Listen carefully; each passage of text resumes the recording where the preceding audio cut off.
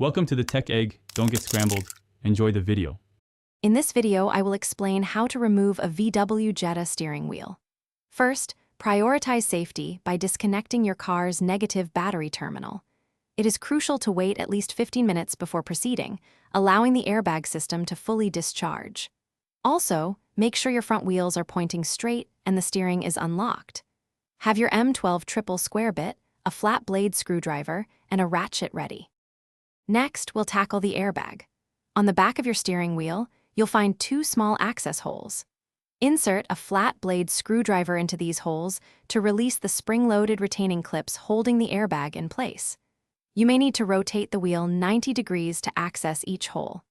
Once released, gently pull the airbag forward and disconnect the electrical connectors by lifting their small orange locking tabs.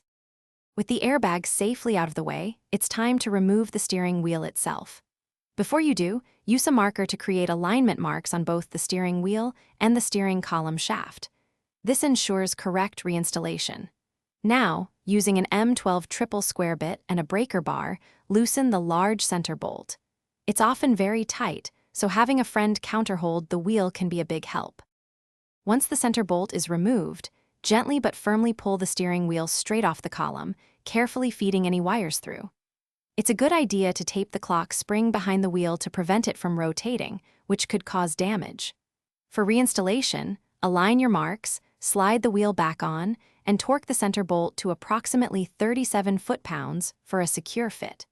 Remember to reconnect the airbag and battery last. Thanks for watching. Consider subscribing if I helped unscramble your problems.